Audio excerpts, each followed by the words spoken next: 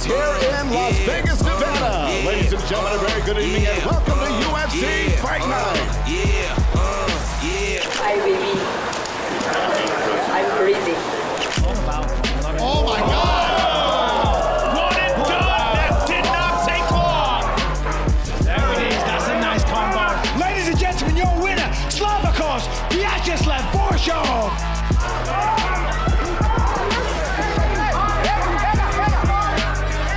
Winner by unanimous decision, Zachary Savage Reed.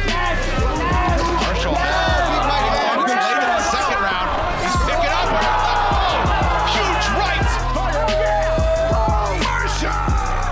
Oh, something happened. Something happened. Some ground and pound. Burchard fights his way out of it.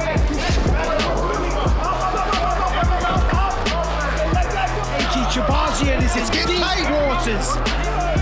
What a comeback. That is now the record-setting middleweight finish. Wow. There it is.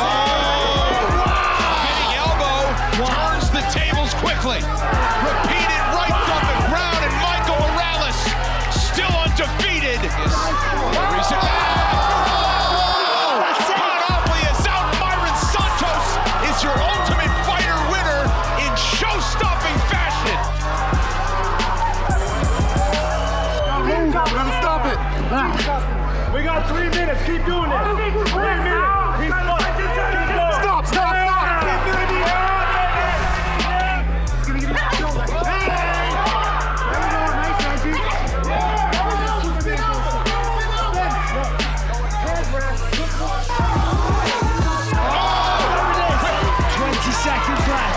Still wobble. His foot's not all the way there. Oh, yeah, I lost it. It is. Oh, Slip. about 10 minutes. You know who I want next. I beat only one 2 times already. You already beat Sean. You already beat Adesanya. You already beat all these guys. So drink to blessing. Get your ass over here. Or South Africa in the fighting net. I'm coming for you, boy.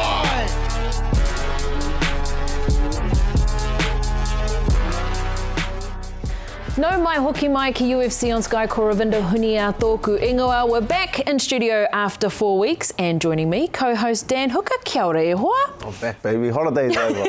Holiday is over. Look, first of all, I think I speak for the entire nation when I say congratulations on your win at UFC 305. It was such a long build-up, looking for the opponent, Tamir, and then you got the job done.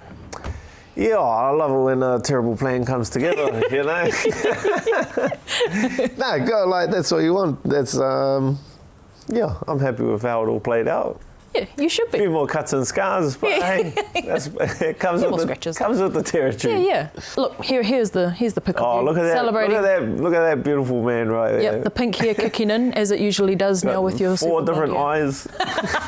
All blinking. But yeah, look, describe that feeling, because fighting in the top 5, Gamrot, a very worthy opponent, and you getting the job done. How was that feeling for you to get it done? Yeah, like people always think that you're going to be over the moon and excitement and stuff like that, but it's more than anything after like a big win, it's just like a sense of relief because you put so much time and so much energy and so much effort into like achieving that moment right there. And there's just like an overwhelming sense of like, oh, thank goodness, like, because it can go so much worse, you know what I mean? Like, it's just one of those things. You might touch gloves, first punch, you wake up staring at the lights and knock flatline, you know what I mean? And you're sitting out for the next year, or you see it in guys like fights like Fazeev, throw a kick, tear ACL, like things can happen like that in the sport. Like it's just a constant risk of you might be sitting out for the next 2 years from something that happens in a fight. So overwhelming sense of relief. Yeah, absolutely. And look, after the fight, we were joking about this off camera, how you don't do press conferences after the fights, because you're always in the ambulance off to the hospital. We're trying to think back to it, and I was like, maybe 4 years? Yeah. So I'll be sitting there one day at a post-fight press conference going, wow. Yeah. This is what it's like. I was like, not in the back of an ambulance. I was like, check this out. Because we were told straight after the fight, you know, you're not to have interviews. Don't give him anything. You're asking for things. Don't give him asking for beers. Don't give him anything. Well, I Don't didn't talk see to him. myself. I didn't know it was that bad. I was like, and then You weren't looking at the big screen. Yeah, they were like, get straight into the ambulance, and I was just like, saw myself, and I was like, ooh. I saw myself in like the reflection of a mirror, and I was like, I understand. I understand the concern now. Well, now we have the chance to actually talk to you and get your thoughts on the fight. Looking back in hindsight, it's been a couple of weeks now. So, I mean, you went in obviously with a game plan, knowing the type of fighter that Gamrot was. You said that he would bring no surprises to you, but you know, how was Gamrot as an opponent for you? Yeah, like I thought the fight would play out one or two ways. I was saying that leading in, and it's if he's able to manage this to get me down, then it will be me working and scrambling back to my feet. But it's straight after you get back to your feet, you got to get in the guy's face, because he's looking to just wrestle, get that top position, that control time on top, and then once you scramble back to your feet, like a lot of guys try to manage distance again and give him space, but that obviously gives him a chance to. It's very hard to wrestle for 15 minutes. Yeah. It's very hard to constantly shoot and grab someone and squeeze. There's a lot of lactate building up in your muscles. So to get on top and hold you down, if you let him rest and recover at distance and start again, it's like, well, then he's just going to shoot and repeat that same cycle and process until he wins a decision. So it's like, once I did work and scramble back to my feet, you got to get straight back into his face, straight back, like pressuring him and not allow him to like rest. And you can see the result of that as the fight progressed. You know, it's like it becomes harder for him to shoot, it becomes harder for him to hold me down and get any kind of solid control time. Yeah. To the point where it's like the third round where he's just shooting takedowns and he doesn't even have the energy and like he hasn't even recovered enough to even finish a takedown at that point. Yeah, he was starting to scramble a bit himself. It looked like he was holding onto your ankle for dear life at one point, just trying to get you down to the ground. Do you think that was a deciding factor of getting the decision win? I don't fight for points. That's of no concern to mine as the fight progresses. It's like, mate, the way you score it.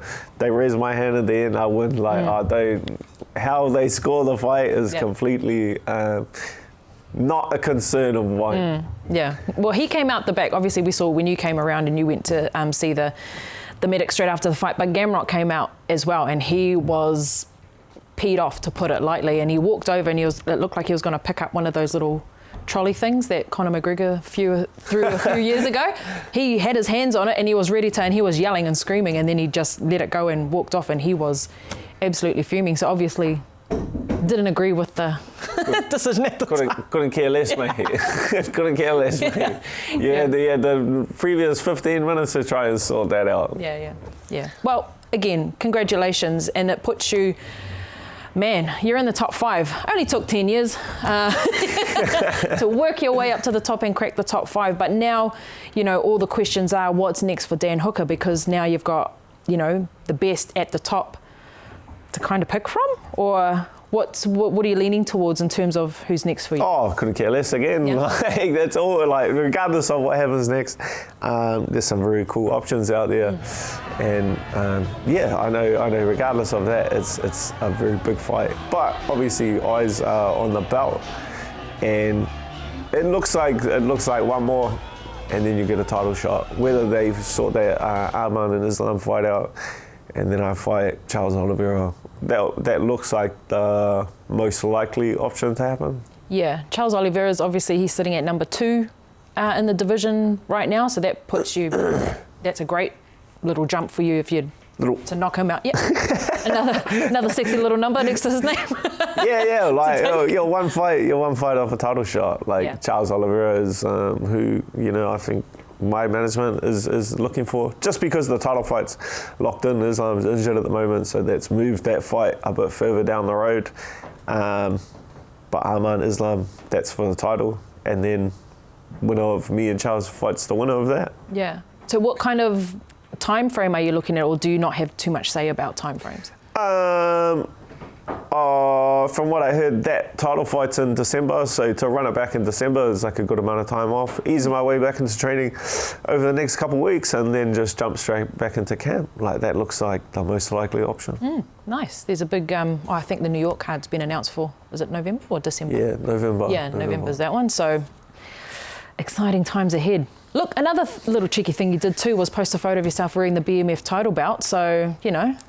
That's cool, but like, obviously Holloway is fighting Topuria who wants to get like his belt back, but like the sport can change so quickly, like injuries happen. It's like Arman gets injured, well, I'm the next guy in line for the title shot in December. Like, that's just the sport. But the same thing, like Topuria gets injured and they need to replace that title fight. It's like, well, I'll step in and fight Max for the BMF. It's like Chandler gets injured, or McGregor chooses to fight me over Chandler.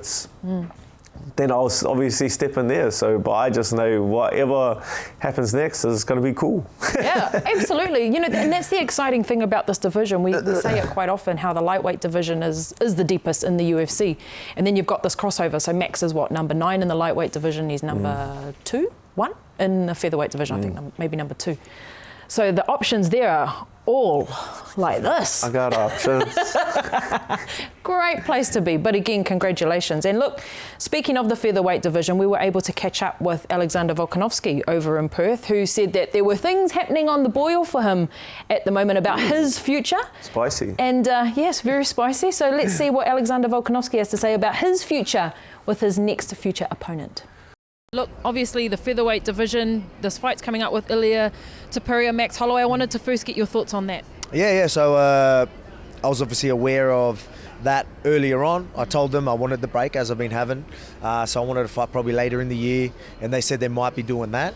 And I thought it would have been a little bit earlier, but it ended up being at a date where I was like, I could have maybe come back here, but you know, so everything's probably going to get pushed back a couple months further than I probably would have liked. But at the same time, you know, I can be active and just fight anybody, or I can just wait for the title. You know, what gets me out of bed, just a contender fight at featherweight, is probably going to be hard. Look, I love to be active, but at the same time, I need the right fights. It's easy to be active and get the right fights while you're champion, because everyone's a defender. You're defending against the number 1 contenders. Very, very easy to stay active and have important fights. But me just taking a fight just to stay busy just doesn't make sense. And again, also a lot like Israel Adesanya and what he's been doing in the middeweight division. Yeah, exactly right. Yeah, definitely. So can we expect to see you taking on the winner of that fight? Yeah, for sure. That's exactly what's happening. It's like I can wait. If I don't want to wait, I can do something else, or just wait. You know, and you know, the UFC have made that clear, and obviously that's probably what I'm going to do. I could have maybe done a lightweight fight. I think there's a lot of exciting fights there, but you know, the UFC aren't big fans of floating. They go, look, you want to go to a lightweight? You're going to have to probably stay there. That's the only thing, and then I might lose that featherweight title shot. You know what I mean? So. It just, so I might just have to wait that. It's only a couple of months. I'm sure I'll be fine. And who do you expect to see in that fight, Ilia or Max? Who will you meet? Well, look, who would I rather fight? Obviously, Ilia's got that one over me. I want that back. But at the end of the day, I want that belt back as well. So, and who do I think's going to win? Probably Max. But again, it's a tough fight. Look, Ilia's got some hands on him.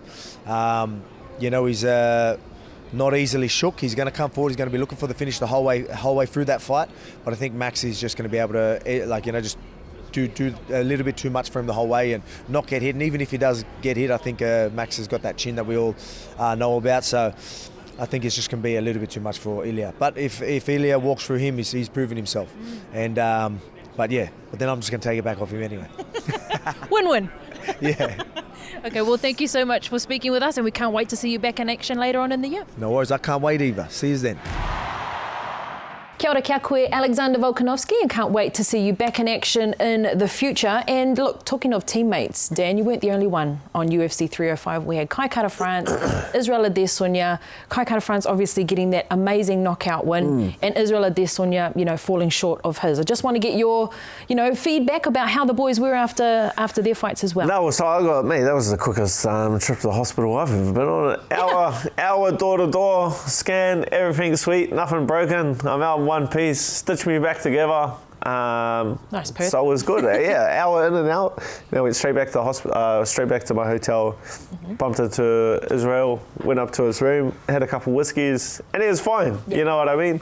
I hadn't seen the fight. I still haven't. Didn't see obviously heard about the result and stuff like that. But yeah, it's not a concern of mine how the fight went. Just make sure my friend's all right. But he's in good spirits.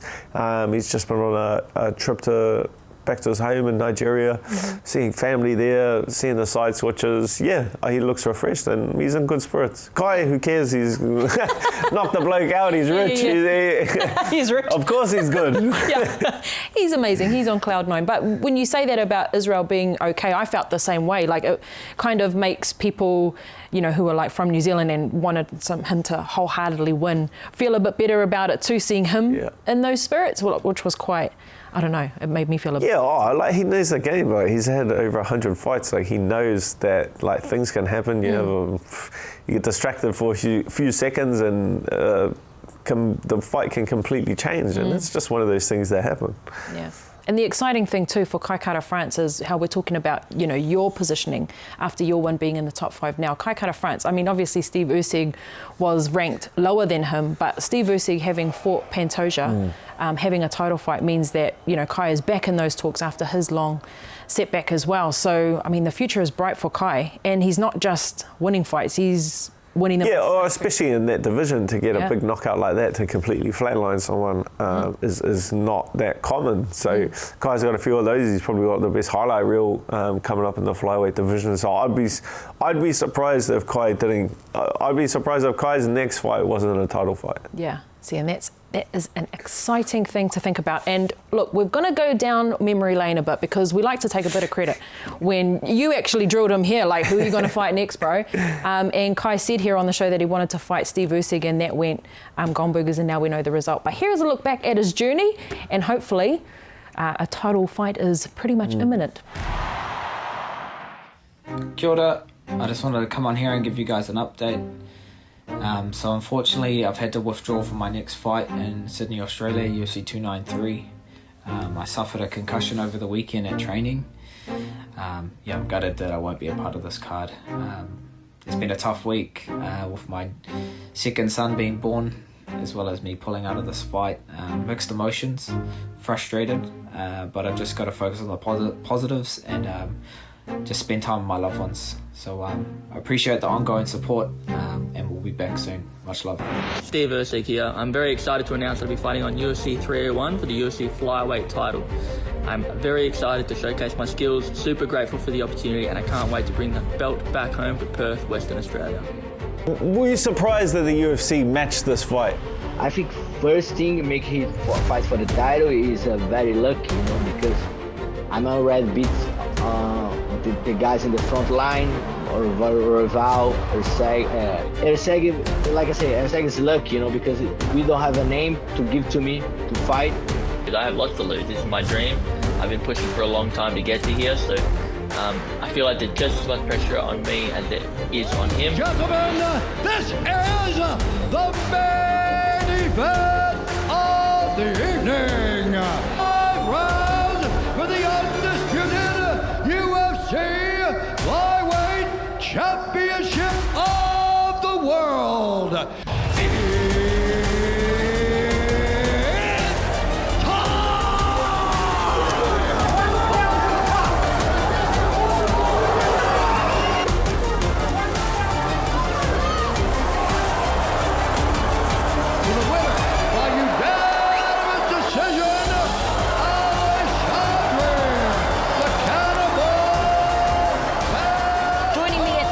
Today, co-host and UFC Lightweight Dan Hooker and UFC Flyweight Kai Kara-France. You have said Perth, which is 15 weeks away. Who would you like to see in Perth? I feel like Steve would be a great dance partner. Somewhere close to home. He's from Perth. To get to the title, you want to fight the guys that just fought for the title, and that's the pathway. So yeah, if he wants to get it, Steve Usyk, let's settle it in Perth, and let's do it for the Anzacs. August 17th in Perth. Now it's official. What was it about Steve that really sort of made you want to come back against him? And also, what are your thoughts on the big sort of splash that he's made so far in the UFC? Steve did well in his last fight against Pantoja for the title. I even messaged him after and I said, I thought you won. You should be proud of that performance. So, yeah, there's no bad blood. But I want to fight the best guys. And, you know, Steve's right up there. Showed, you know, he belongs and arguably won that fight against Pantoja. So I'm in a great place mentally, physically, emotionally. Just ready to get back to work and remind everyone why I'm one of the best flyweights in the world. I've watched him over the years. He does a lot of things really well. He does some things not so well, and I'm looking to implement things I do well against the things he doesn't do so well. Let the better man win and put on a show for Perth.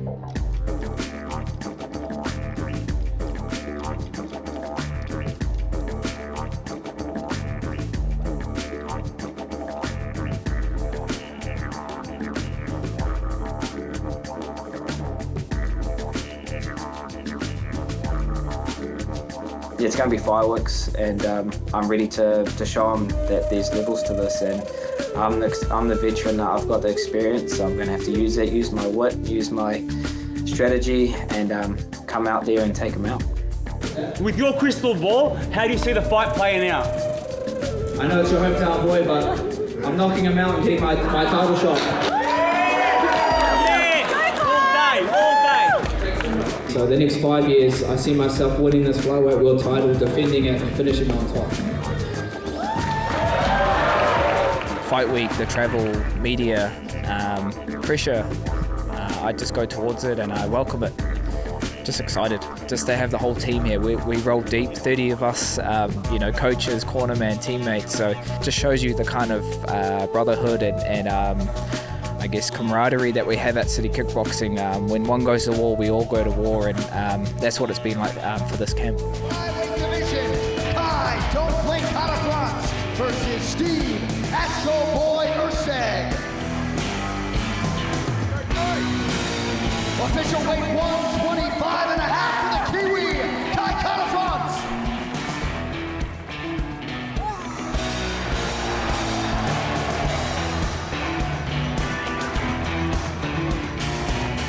The switch has been flipped, the mana mode has been activated, and I'm just proud to be on this world stage, proud to represent my people, and I'm going to do them proud.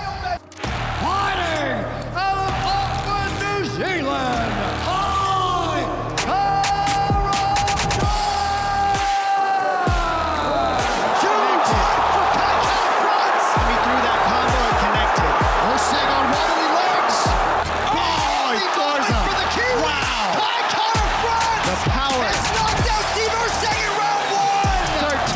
round knockout for this man.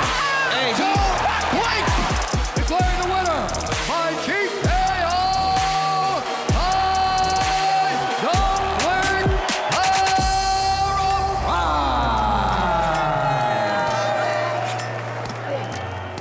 I'm here with Kai Kara-France. Welcome back to the octagon, my friend. After some time away to come back and fight like that, you seem emotional. What are you thinking right now? Man, just to get back here, a year ago, I had to take time away, you know, time to reevaluate, reflect, and balance all my other priorities. But with the best team in the world, City Kickboxing, this is what we love and this is what we do best. You are a flyweight, man. You are not supposed to have 13 first-round finishes. How are you knocking people out like that at this weight class? It's because I'm Māori, bro, that's why. Aotearoa, obviously very proud of you as well. Kai, it's been a year that I don't think you'll want to forget because you've probably taken a lot of lessons out of it, battling a concussion, your mahi with the Warriors, your whānau and all of that, and to get to the end of it like this, and now, this isn't even in the end of it. It feels like this is just the beginning for you now to go all the way to the top. I'm just writing another chapter of my story, and that's what's beautiful is I'm young. You know, I've got a lot of years left in me, and I'm hungry. That fire's burning. That, you know, that mana's in the furnace, and it's lit up. And yeah, now we're just gonna do what we've always known. I've always known I was born to do this, but it's just little things that get emotional talking about it because it's a tough road being a fighter, but we do it because we love it. You know, Adi Severe said it best. You don't chase titles, you chase courage. Yeah, even though there's a lot of pressure on me, I go towards it, I put it on my back, And when it all works out, it's all worth it. Modi Ora, brother, couldn't be more proud of you. Enjoy this moment. Enjoy some well-earned time off as well. Yeah. Maybe a party. I don't know. No, we're going down to Queenstown for my wife's 30th next weekend, so it'll be nice to see the kids, just spend time with them, spend time with what's important, spend time with my wife, and give back that time. You know, that time that is, you have to be selfish in the sport, but yeah, you got to know when it is time to give it back. The people around you that are helping you prepare, make sure that they know. Let your people know that you love them, and yeah, we'll take time away, but then we'll get back to work. I want to have an active year this year, and mahi to mahi. There's work to be done. Okay, well, that is us for another week. Dan, thank you so much for gracing us with your presence after what has been a little bit of a rest period for you. Yeah, no trouble. I'm bored. You were like, oh, I'm sure you're having a rest. I was like, no, I'm bored. I was like, let's do it. You're on school runs. Yeah, I'm on school pickup duty. I'm like, get me out of here. Get me back to work. I'm going back to the gym. Well, it's appreciated. Thank you so much for joining me as always. And whānau, next on the list, UFC 306. It's O'Malley Merab for the Noche special. You don't want to miss that. Head over now to Sky Arena to book that. That is on Sunday, September the 15th. Thank you for joining us. We'll see you next week. Hei konama.